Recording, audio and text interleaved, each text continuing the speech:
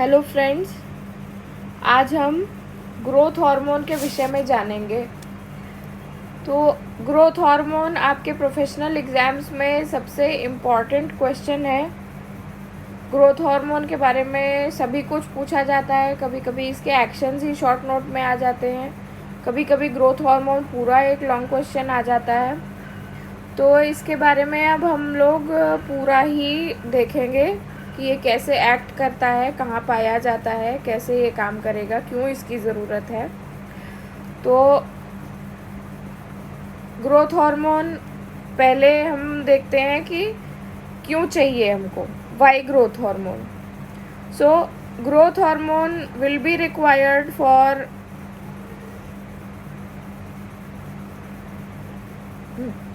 growth hormone will be required for your normal growth and development.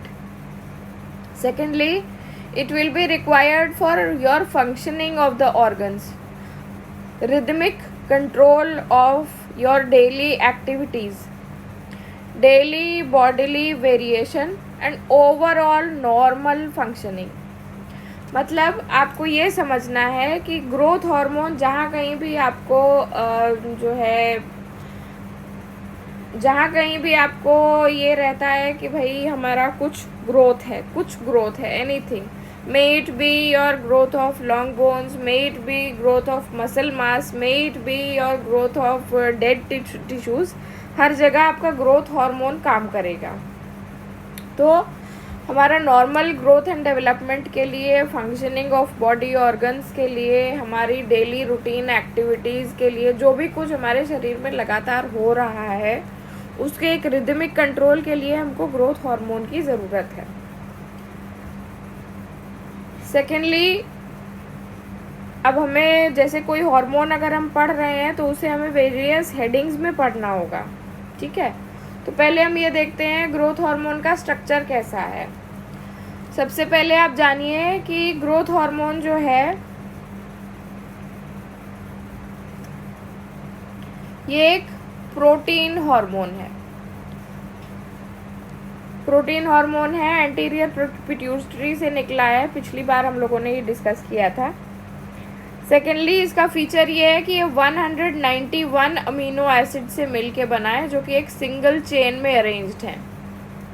191 amino acids in a single chain. Third, molecular weight इसका 22,005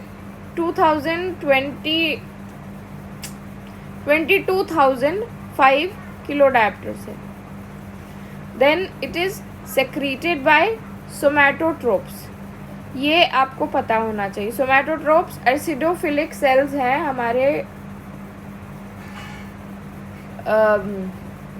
anterior pituitary के, जिससे कि growth hormone secrete होता है। अब इसको अगर आप डिस्क्रीट करके पढ़ेंगे, सोमैटोट्रोप्स है ये। सोमैटो मतलब ग्रोथ होता है, सोमैटिक मतलब ग्रोथ होता है। फिर देखिए कहाँ काम करेगा, what are the target tissues. जब हमने हार्मोन पढ़ा था तो हमने ये बात करी थी कि every hormone will act on it's specific target tissue. तो ग्रोथ हार्मोन जो होता है ये पाया जाता है हर बॉडी के हर टिश्यू में which is capable of growing. So the tissue has to be capable of growing, then only growth hormone will act. इसकी बात हम करेंगे जब हम ये लॉन्ग बोन्स पे इसका एक्शन देखेंगे, तब हम देखेंगे केपेबल ऑफ ग्रोइंग मैं क्यों बोल रही हूँ। So target tissues are all the tissues of the body which are capable of growing. अब ये कैसे काम कर रहा है देखिए। पहले तो ये जानिए this is protein in nature, ठीक। प्रोटीन इन नेचर है तो एक बात हम लोग कर चुके हैं, प्री प्रो हार्मोन फिर वो से जो है सेक्रेटरी ग्रैन्यूल्स में स्टोर हो रहा था। ग्रोथ हार्मोन का मैकेनिज्म ऑफ एक्शन क्या है, ये स्पेसिफिकली जैकस्टैट पाथवे से काम करता है। जैकस्टैट क्या है, जैकस्टैट इसका फुल फॉर्म क्या ये है, जैनस काइनेज। जैक माने जैनस काइनेज। और स्टैट पाथवे क्या है, signal transducer pathway activator of transcription. Signal transducer signal transducer pathway activator of transcription. आप इसके नाम से जान रहे हैं कि ये क्या करेगा, समहाउ ये ट्रांसक्रिप्शन को बढ़ा रहा है। ट्रांसक्रिप्शन क्या चीज़ है? ट्रांसक्रिप्शन होता है कि जो आपका डीएनए से एमआरएनए बनता है। ये सेंट्रल डॉगमा ऑफ लाइफ आपने देखा होगा कि डीएनए से एमआरएनए, एमआरएनए से प्रोटीन बनता है। तो ये जो है जैक-स्टैट पाथवे के थ्रू काम कर रहा है। अब इस फ्लो चार्ट को ध्यान से देखिएगा। ये आपका, आप इस तरह से लिख सकते हैं, you will get very good marks. So flow chart इसका ये है क्या, साइटोकाइंस आपके, cytokines will bind to the receptors, specific receptors which will create a dimerization of two separate cytokine subunits। आप इस डायग्राम में देख सकते हैं, ये सेल मेम्ब्रेन है आपकी। सेल मेम्ब्रेन में ये रिसेप्टर है, ये आपका पाथवे है, ये रिसेप्टर है, और ये दो जैनस काइनेज रिसेप्टर्स हैं जो कि डाइमराइज होते हैं। इनका सेल्फ पॉलीमराइजेशन होता है। सो साइटोकाइनेज bind to the receptors creating dimerization of two separate cytokine subunits। अब ये डाइमराइजेशन क्या कर रहा है, ये जैक प्रोटीन्स को एक्टिवेट कर रहा है। जैक आपने देखा, ये जैक प्रोटीन्स जो है ये रिसेप्टर से एसोसिएटेड है, रिसेप्टर के पास में होते हैं, जैसे हमारा एडिनाइल साइक्लेज काम करता था। तो ये जैक प्रोटीन जो है ये रिसेप्टर के पास में है, it is associated with the receptor. So this kinase will phosphorylate a part of the receptor subunit जो कि इसके टारगेटिंग टायरोसिन्स हैं। Then phosphorylation will attract the inactive stats। Phosphorylation will attract the inactive stats। This will further enter the nuclear membrane and Jack kinase will dimerize their SH2 domains। अब ये अगला जो dimer बनेगा इसमें कन्फर्मेशनल चेंज होगा जिसकी वजह से फॉस्फोराइलेशन हो जाएगा। These stats will receive the nuclear signals and travel to the nucleus। और न्यूक्लियस में क्या हुआ, ये स्टैट डाइमर जो है इसने ट्रांसक्रिप्शन को एक्टिवेट कर दिया। ये आपकी मोड ऑफ एक्शन हो गई। Try to understand the concept, don't worry about the notes. Notes के लिए I can give you PDF files. अगर आप मेरे टेलीग्राम ग्रुप पे जुड़ते हैं तो I can give you PDF files of all these notes. Try to understand the concept. आप देख रहे हैं इस फिगर के अंदर मैकेनिज्म ऑफ एक्शन आपको समझ में आ जाना चाहिए। देखिए ये इसका पर्टिकुलर रिसेप्टर है, स्पेसिफिक रिसेप्टर, जो कि वेरियस टारगेट टिश्यूज़ पे प्रेजेंट है। इस पे हार्मोन आकर के बाइंड हुआ, इसमें कन्फर्मेशनल चेंजेस हुए, ये अंदर आ गया। प्रोटीन हार्मोन है, ऐसे तो अंदर आ नहीं सकता, स्टेरॉइड में अपने आप आ जाता है। इसको एक पाथवे की ज़रूरत है। अब ये आया है, यहाँ पे मौजूद है Janus kinase. Janus kinase dimer है, डाइमर दो मॉलिक्यूल्स हैं जो कि अपने आप में सेल्फ पॉलीमराइज हो जाते हैं।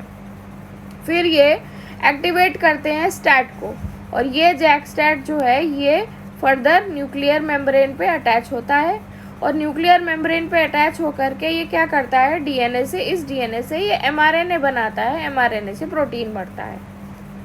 ये आपका ग्रोथ हार्मोन का एक्शन है। देन अब देखते हैं ग्रोथ हार्मोन काम कैसे करता है। तो हमको एक मतलब बेसिक आइडिया जो हम 12th की नॉलेज है हमारी, उसमें हम ये जानते हैं कि ग्रोथ के लिए हमको प्रोटीन, कार्बोहाइड्रेट और फैट की ज़रूरत है। तो पहले देखते हैं कि ये प्रोटीन, कार्बोहाइड्रेट और फैट पे कैसे काम करेगा। सेकेंडली हम ये देखेंगे कि बायोलॉजिकल एक्शन क्या है इसका, जो हमारे वेरियस ऑर्गन्स और टिश्यूज़ हैं उन पे। तो जो हमारा ये प्रोटीन है, पहले प्रोटीन देखते हैं, प्रोटीन से ये कैसे करेगा। आपको मैंने ये डायग्राम दिया है, इसको याद कर लें। Amino acid transport through the cell membrane. Normally protein जो है वो सेल मेम्ब्रेन में नहीं आ पाएगा। ग्रोथ हार्मोन की वजह से amino acid transport through the cell membrane will increase. Secondly, there will be increased RNA translation to cause protein synthesis। आपने देखा है कि एक्टिवेटर काम कर रहा है जो कि DNA से mRNA बना रहा है और mRNA से प्रोटीन बना रहा है। Then there is increased nuclear transcription of DNA to mRNA। Further, there is decreased catabolism of protein and amino acids। और इनका सबका कंबाइंड इफेक्ट क्या है कि ये प्रोटीन डिपोजिशन को इंक्रीज कर दे रहे हैं।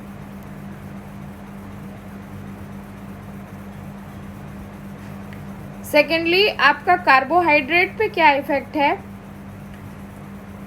कार्बोहाइड्रेट यूटिलाइजेशन को ये डिक्रीज कर रहा है और एक्सेस ग्रोथ हार्मोन की कंडीशन में इसका कीटोजेनिक इफेक्ट काम करता है, जिसके कारण there is increased fat utilization for energy. Next, इसका बोन और कार्टिलेज ग्रोथ पे इफेक्ट देख लेते हैं। तो there is increased deposition of protein by chondrocytes and osteogenic cells. Osteogenic cells का है जो हमारे बोन बना रहे हैं। तो there is increased protein deposition by chondrocytes and osteogenic cells, जिसकी वजह से बोन ग्रोथ इंक्रीज हो रही है। There is increased rate of reproduction of the chondrocytes and osteocytes. ये माइटोसिस से और ज़्यादा बन रहे हैं कॉन्ड्रोसाइट्स और ऑस्टियोसाइट्स, जिसके कारण बोन और कार्टिलेज की ग्रोथ हो रही है। Then there is effect of converting chondrocytes into osteocytes. जो हमारे कार्टिलेज के सेल्स हैं वो फर्दर बोन में बदल जा रहे हैं। Conversion of chondrocytes to osteocytes. ये जो कुछ मैं पढ़ा रही हूँ आपको, ये गाइटन की लाइंस हैं, इसलिए इसको बहुत अच्छे से याद कर लीजिए, समझ लीजिए अच्छे से। This will help you a lot. ये इस वीडियो में मैं यहाँ तक ख़त्म कर रही हूँ इसको यहाँ पर। नेक्स्ट वीडियो में हम biological actions of the growth hormone देखेंगे, देन इसके इफ़ेक्ट्स देखेंगे, फिर इसको रेगुलेट होने के लिए क्या क्या चाहिए, इसका इंक्रीज से क्या होता है, डिक्रीज से क्या होता है, कौन कौन से फैक्टर्स इसको इंक्रीज या डिक्रीज करते हैं, इस पे हम बात करेंगे नेक्स्ट वीडियो में। Thank you.